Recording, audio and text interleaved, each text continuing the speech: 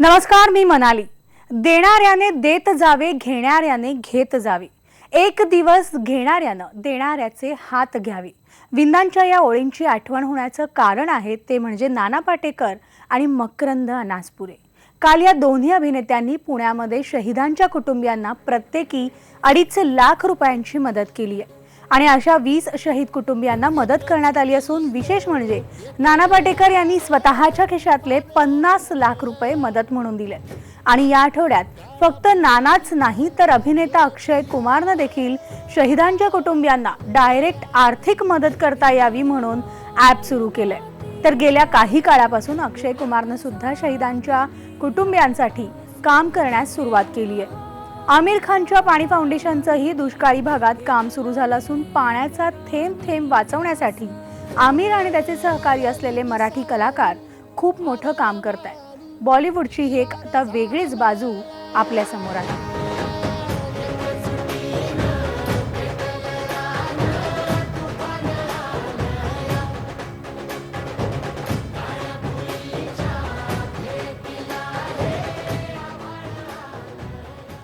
तर नाना पाटेकरांनी काल पुण्यामध्ये जे मनोगत व्यक्त केलं ते आपण ऐकूयात, पण त्याआधी एका शहीद आईचं मनोगत अगदी थोडक्यात ऐकूया.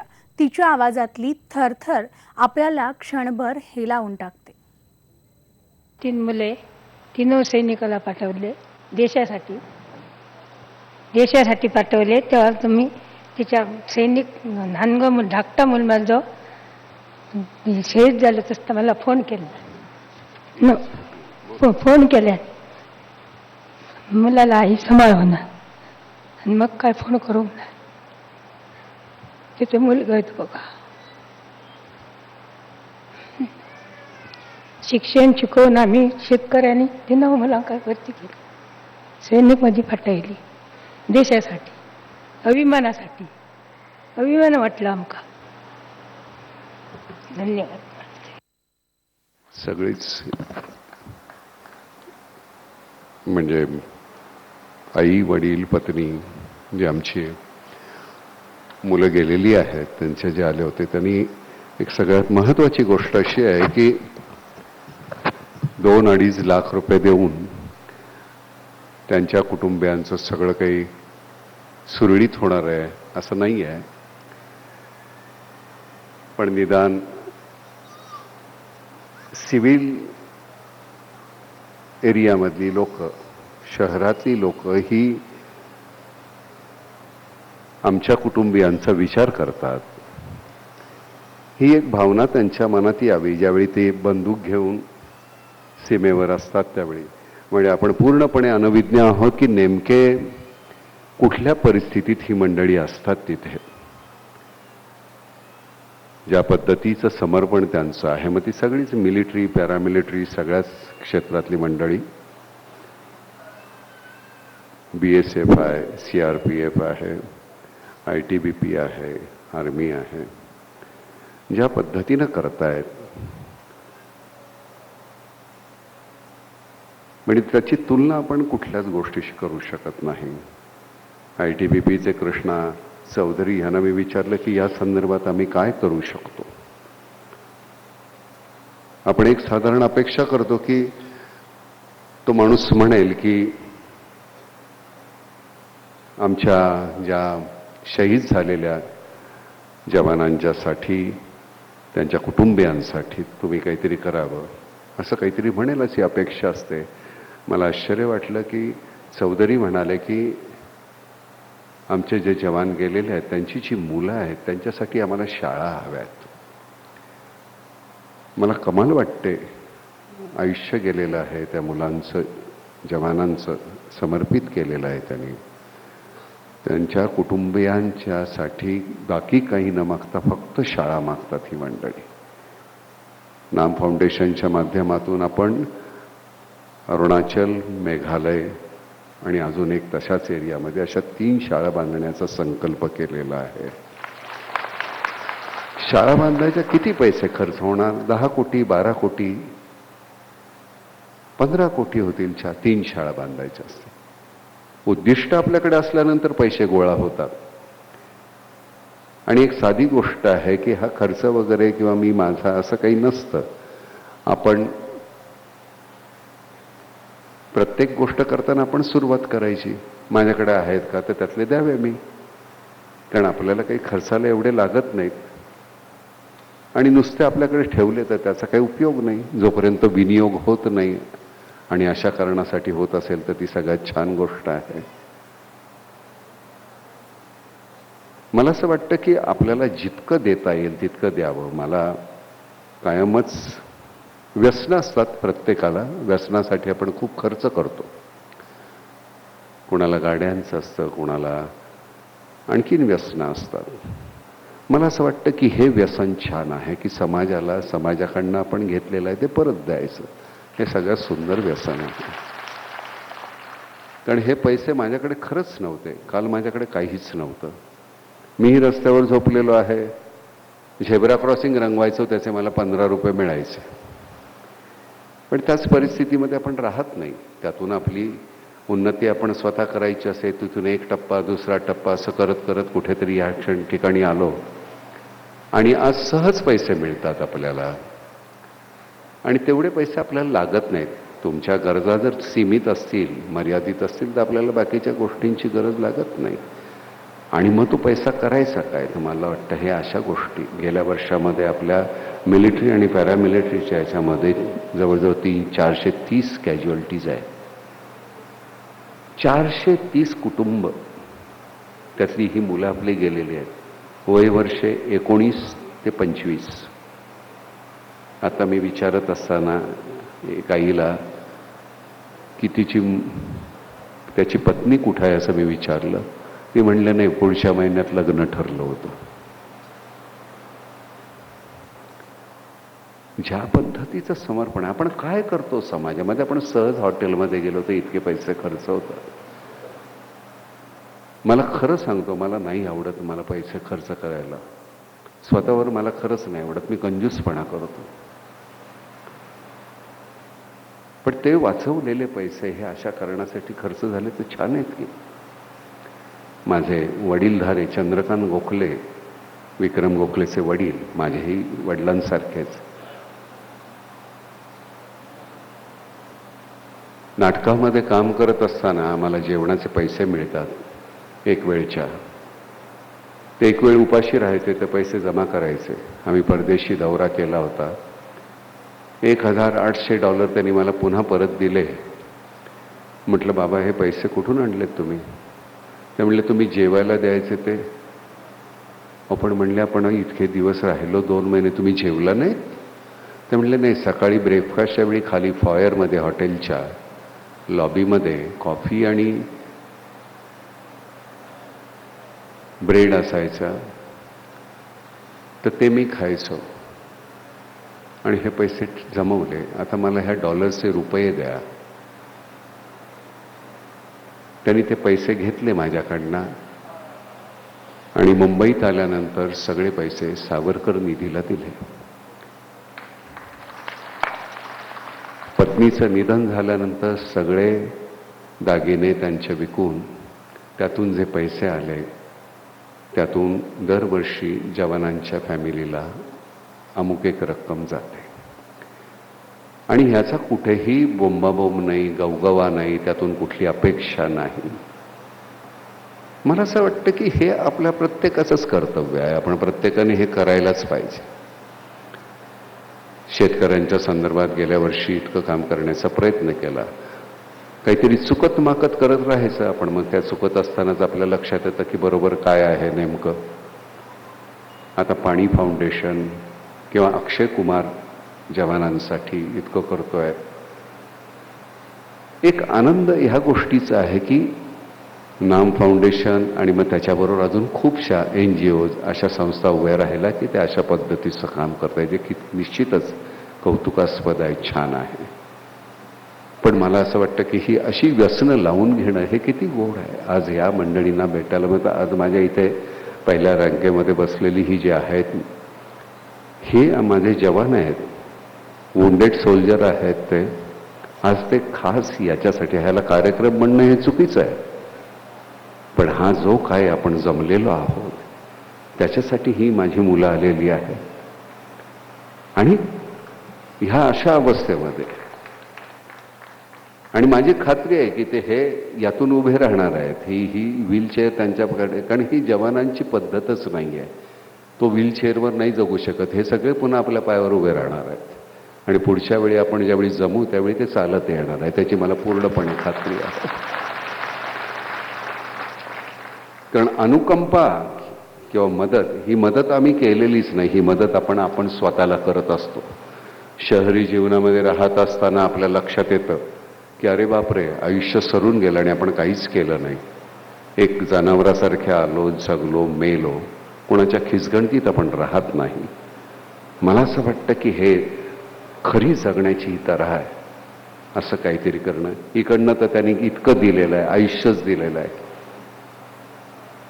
त्या माझ्या माता पितांना बघताना, त्या मुलीला बघत असताना मला कळत नव्हतं. मला रडता सोपं येतं हो, रडणं फार छान आहे, अश्रू गाळणं फार सोपं आहे.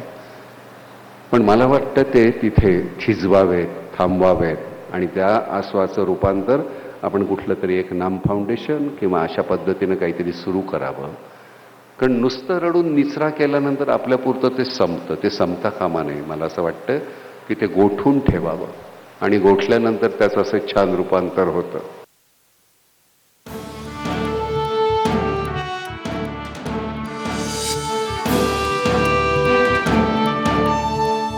माझा मुलगा जो आहे मकरंद,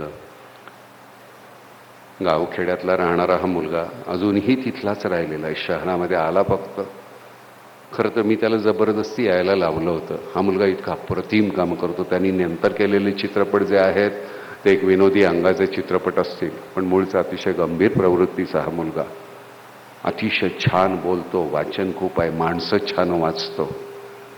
आमची सगळीच मंडळी ज्याच्यामध्ये जी, इथे कोणालाही एकही रुपया नाही बरं का. कोणाला गाडी भाडं मिळत नाही, कोणाला काही मिळत नाही. पण हा समारंभ, हा उत्सव, हे सगळं आतमध्ये शेतकऱ्यांसाठी करायचं आहे. चला आत, असा आमचा राजाभाऊ असेल, आगाव असेल, कांता आज आला नाही आहे, शुभा आली नाही आहे, इथापे आला आहे, श्याम्या आहे आमचा. श्याम्या आमचा तरुण भारतचा आता संपतच झाला, पण श्याम्या येत असताना इथेच आमचा अरविंद जगताप आहे. काय काम करतात हो ही मंडळी. आम्हाला चेहरा आहे म्हणून तुम्ही मोठेपण देता, नाना पाटेकर अमुक, नाना पाटेकर तमुक, मकरंद अमुक. नाही आहे तसं. सगळी करणारी ही मंडळी आहे. दिलेले पैसे तुम्ही दिलेले आहेत. आम्ही फक्त पोस्टमनचं काम करतोय, इथून ते तिथे द्यायचं. आणि हे करत राहूया. मी आता याच्यानंतर मी म्हटलं मकरंदला काल, प्रत्येक कॉलेजमध्ये जाऊन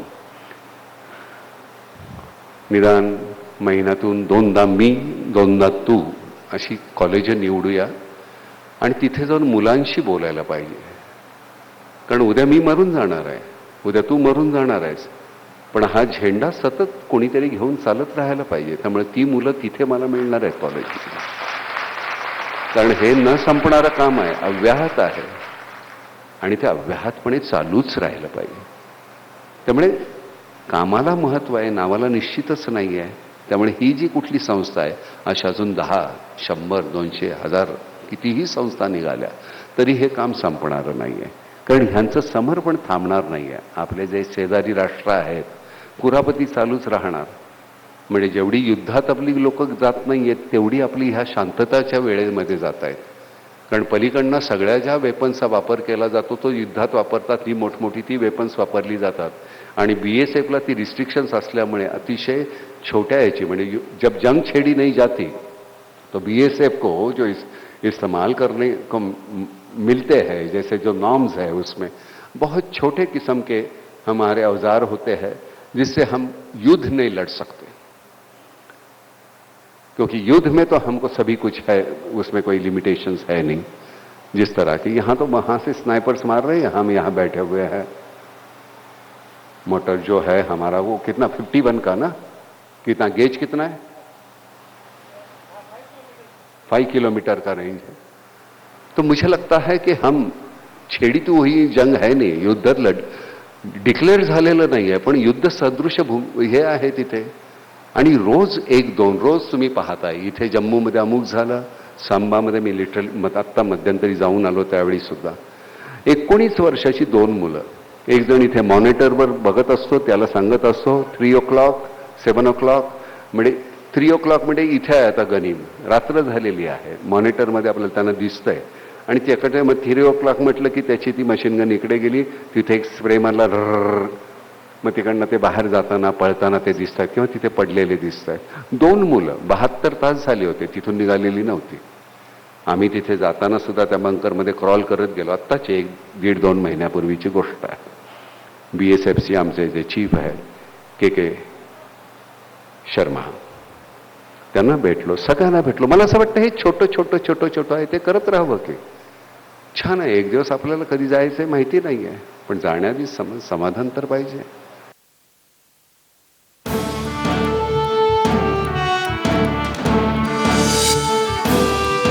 माझी फक्त एकच इच्छा आहे, मी तुम्हाला कधीच सांगणार नाही की तुम्ही पैसे द्या. तुम्हाला वाटत असेल की तुमची गरज आहे तर तुम्ही ते करा. अदरवाईज पैसे मदत कोणाकडनंही एकाही पैशाची नको. तुम्हाला आतून ज्या दिवशी वाटेल की आपण हे करणं गरजेचं आहे स्वतःसाठी, कारण मला माझ्यातला माणूस जिवंत ठेवायचा आहे, त्यामुळे मला हे करावं असं वाटतं. ज्यांना आपल्यातला माणूस जिवंत ठेवायचा आहे त्यांनी ते करावं. ज्यांना नाही ठेवायचं आहे त्यावेळी आपण जगतच असतो की मग एक दिवस कधीतरी वेळ येते. वर गेल्यानंतर मला कुठलं उत्तर द्यावं लागणार नाही याची मला खात्री आहे, कारण सगळ्या प्रश्नाची उत्तरं माझी मी इथंच शोधलेली आहेत. त्यामुळे सगळ्यात आनंद आहे. मी कधीही कोणापेक्षा मोठा कधीच नव्हतो आणि कुणाही पेक्षा मी कधी लहान असणार नाही. एवढं जरी मला छान जगता आलं तरी मी छान स्वतःला कृतार्थ मानेन आणि तेवढा मी सतत प्रयत्न करत राहीन. आज मला वाईट वाटतंय की अशा पद्धतीनं आपण एकत्र झालेलो आहोत गोळा, अशा कार्यक्रमासाठी, अशा कारणासाठी. कार्यक्रम नाही म्हणायचा, वाईट वाटतं की आपली इतकी मुलं गेली आहेत. पण पुन्हा तेच की हे पोरगं आमचं वाचलं, इतका मोठा सन्मान मिळाला त्याला, पण त्याच्यामध्ये पुन्हा की माझ्या सहकार्याने जे समर्पण केलं होतं ते कदाचित लोकांना कळावं त्या सांगण्यासाठी देवाने मला जिवंत ठेवला. असा हा मुलगा. याच्या आधी व्हिक्टोरिया क्रॉस नावाचा सर्वोच्च सन्मान होता ब्रिटिशांच्या काळात, त्यातला सुद्धा एक जिवंत आहेत ते. त्यांची मिसेस आहे, 93 वर्षाची आहे आणि ते रायगडमधले आहेत. त्या मराठी आहेत आणि मराठी किंवा कारण आर्मीला जात धर्म नसतो. मराठी मी एवढ्यासाठी म्हटलं की ते माणगावमधले आहेत म्हणून. पण आपण हे सुरू जे केलेलं आहे ते हे फक्त महाराष्ट्रापुरतं मर्यादित नाही. 430 का 37 कॅज्युअल्टीज आहेत, रोज वाढत आहेत. त्या प्रत्येकाच्या घरी ह्याचा चेक पोचवला जाईल याची खात्री बाळगा. पैसे जमा होत राहतील. इथे कोणाचेही आभार नाहीत, काही नाही. तुम्ही आलात त्याच्याबद्दल आभार नाही. आल्यानंतर एक निदान तो अहसास आपण म्हणतो, ही जाणीव होते आपण किती छोटे आहोत. ही ज्यावेळी मी पाहिली आई वडील आणि त्यांच्या बायका, त्यावेळी मला लक्षात येतं की मी अतिशय यत्किंचित आहे आणि ती कमीपणाची भावना तुम्हाला काहीतरी करायला भाग पाडते. आणि असंच काहीतरी करत राहू. फक्त त्याच्यासाठी आमची मुलं जाता कामा नयेत. आपण वेगळ्या कारणासाठी भेटलो तर जास्त आनंद होईल. पुन्हा एकदा तुम्ही आलात, बरं वाटलं. पुन्हा आपण भेटू, पण अशा कारणासाठी नको, एक वेगळ्या कारणासाठी. जतकर साहेब, तुम्ही जसं मगाशी म्हणालात की इथे जे हॉस्टेल आहे तर सैनिकांच्या मुलांसाठी इथे जे हॉस्टेल आहे त्याच्यासाठी अजून 200 का 250 मुलांची जी सोय असावी त्याच्यासाठी आपल्याला इथे बिल्डिंग बांधायची. तर ती बिल्डिंग आपण पुढच्या वर्षापर्यंत बांधणं नक्कीच, म्हणजे सैनिकांना म्हणा. आणि सगळ्यात अजून महत्त्वाची गोष्ट, जे गमावलंय ते गमावलंय त्याच्याबद्दल रडत बसण्यापेक्षा ही जी मुलं आहेत त्यांच्यासाठी शिक्षणामध्ये, कारण की बाप गेल्यानंतर त्यांची ती परवड होणार ती होतेच. आपण पैशांनी दिल्यानंतर ते काही ती पूर्ण भरून येणार नाही आहे.